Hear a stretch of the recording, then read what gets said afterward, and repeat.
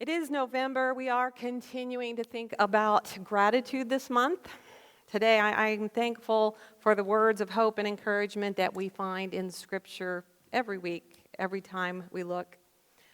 Last week, we considered how we experience and express gratitude in relationships that are conflictual, the ones where we try to be thankful in the midst of hurtful and sometimes hateful encounters. But today, I want to look at the place of thankfulness in our everyday relationships, the good and the bad of our friendships. In our reading from the letter of the Apostle Paul to the church in Philippi, we find Paul overwhelmed with joy even while he sits in prison. For he remembers and he ruminates on his memories of friendships, the friendships that he has experienced and maintained over distance and through adversity. And he reflects on these friendships for a while and he writes, "I thank my God every time I remember you. And I'm constantly praying with joy in every one of my prayers for all of you." And it's right for me to feel this way and think this way about you, because I know that you hold me in your prayers and in your hearts, and we share together the grace of God. So my prayer for you is that your love might overflow more and more with knowledge and insight to help you determine what is best. These beautiful words are written from a prison cell. But instead of dwelling on his immediate discomfort or fear of what might be happening next in his own life, Paul focuses his thoughts on what and who he is thankful for. And he identifies his greatest source of gratitude in his friendships, those close relationships he's found that he's nurtured in many places as he has traveled. And there is a uniqueness in a faith community, a uniqueness that invites us to move beyond the typical social scripts, the things that bind us and keep us apart even as we seem to be talking to one another. Paul believes that this love carries on to the day of Christ's arrival. This is something that is eternal. And through our disciplined attention to hearing beyond our prejudices and our prejudgments, we develop deeper, stronger relationships. I know that's something that we experience here. I love that we can't stop talking. It's hard to start the service. It's hard to get out. The security guards wander around and stare at us because we love to keep talking and visiting. We enjoy speaking. We enjoy hearing from one another's lives each week. The most important aspect of all that is truly in the listening. The quality of our listening can make a profound difference in any relationship. As the Quaker author Douglas Steere puts it, to listen another soul into a place of disclosure and discovery may be almost the greatest service that any human being ever performs for another.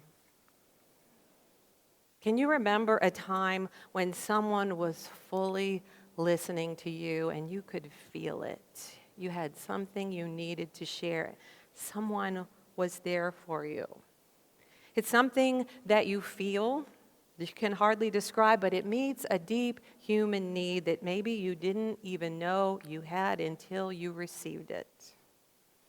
The truth is, both the one listening and the speaker experience and expand this sense of connection and closeness when we stop and we listen to one another. Listening is a spiritual practice. It is a holy act.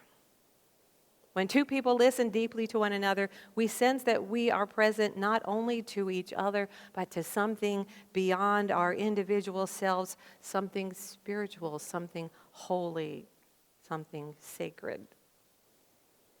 Martin Buber put it this way: when two people relate to each other authentically and humanly, God is the electricity that surges between them. As we open up to listening as a spiritual practice, we find it inspires our own spiritual growth and it transforms all of our relationships. But it's not as easy as it sounds, as you may know. Research suggests that we spend about 80% of our waking hours communicating in some way, and that might be reading or writing, it might be speaking and listening to people and music, TV and radio, podcasts or YouTube. But the reality is that most of that time we are preoccupied, we are multitasking, we are not really paying attention to all the things that are coming at us, all the information we have. The average attention span, even for an adult, is about 30 seconds. So it's no surprise that the typical length of a television commercial is around 30 seconds, up to a minute at the most. Online articles slip in advertisements every other paragraph. Facebook interrupts your personal post with sponsored ads at an increasing regularity, if you may have noticed. We're getting used to being constantly interrupted in whatever we are doing. And that constant change of focus makes it more difficult to listen for any significant amount of time. And typically after we hear someone speak or say something, we might remember half of what was said. And a few hours later, we probably only remember 10 to 20%. We will spend significant time preparing to speak if we know that we have somewhere we have to speak.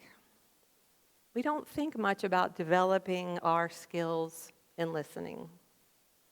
This information age, this revolution in technology, is always a mixed blessing.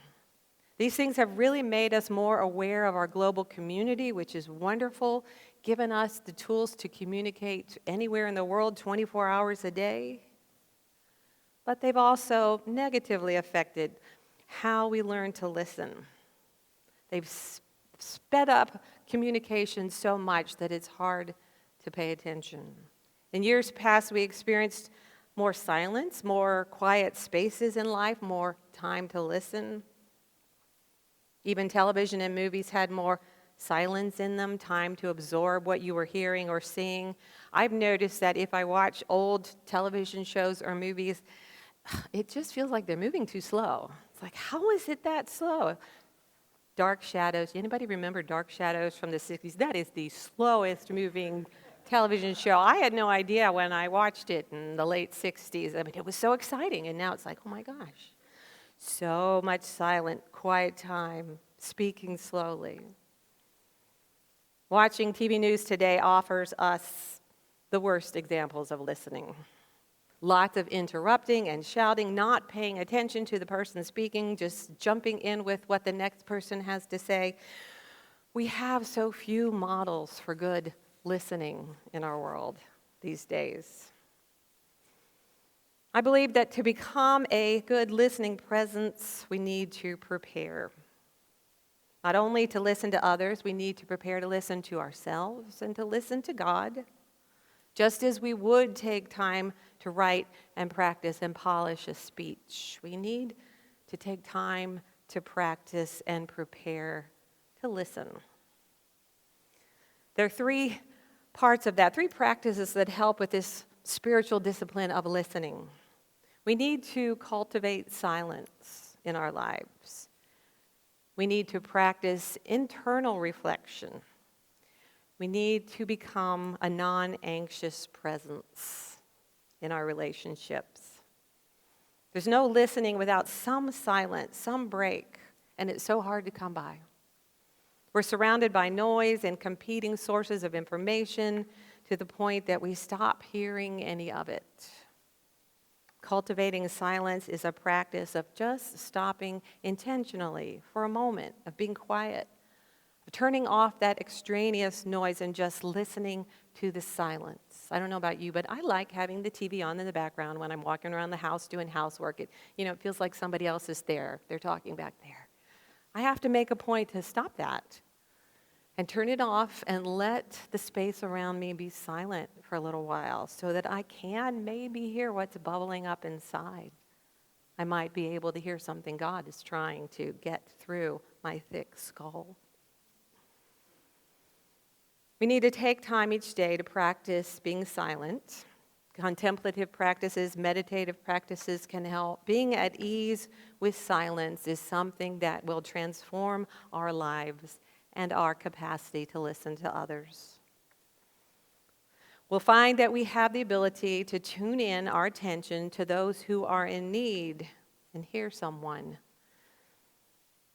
The practice then of internal reflection. We've made a space of silence, and now we listen internally, listening to ourselves, to our true selves, to the place where God is speaking to us and in us, getting to know the voice of our own heart. In deepening our relationship to ourselves, we develop a sensitivity maybe to the emotions that motivate our words and our actions, that help us slow down and think before we speak.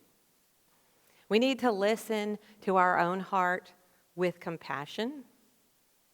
We need to forgive ourselves, understand ourselves, so that we can hear and understand others without judgment. And reflection teaches us to recognize how we are then being called to respond to others.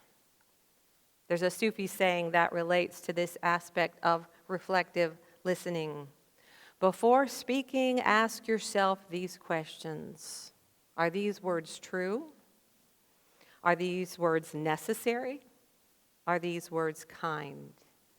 If the answer is yes to all three, it is only then that speech is as good as silence. To do this, take a few breaths before responding to any situation or question or comment. You don't have to jump right in, even if you've been asked a direct question. Stop and breathe and think and ask yourself, what wants to be said? Not what do I want to say, for that comes more from our ego. But what wants to be said from the deep part of our soul? What wants to be done next? Wait for your inner voice to respond. Listen for wisdom to reveal itself. Becoming a non-anxious presence is listening in a way that calms and connects us with others. This practice supports the sacred art of listening, involves focusing on the moment rather than worrying about what we should say next. Becoming a non-anxious, listening presence is a form of hospitality, offering a space where change can take place. A moment in time where there's freedom to just be. It's being fully present with another with no agenda of your own and not letting your own fears take over that space. Really listening to one another is one of the greatest gifts that we have to give, and it requires our full attention. It calls for a mindset of appreciation, of curiosity, of wonder for the unique value of this particular person. Sometimes we may feel intimidated in this process, unsure of ourselves. And then, as Jackson Brown Jr. said, it helps to remember everyone you meet is afraid of something, loves something, and has lost something. We have all these things in common. We have all these things to share. Now, in case you're thinking, this sounds very altruistic and unselfish, you're right. But it's also true. As Julia Horvath says, connection and intimacy are vital for our health. Being a confidant to someone else helps you to thrive.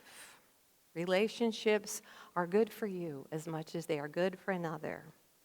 Becoming a listening presence, you become better gradually at calming others, at helping them deal with their uncertainties and their fears. You learn that being helpful can come just by supporting a person, encouraging them even if you don't have a way to fix the problem. And having just a few people deeply confiding in you also has a significant impact on all of your relationships. You gradually learn to understand others' emotions even if you're not going through that same experience. You grow in empathy.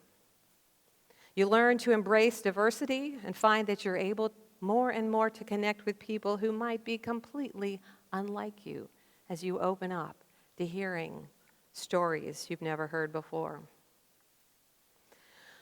But being an active listener takes practice. It is a spiritual practice, and particularly in our time and day, it is not easy.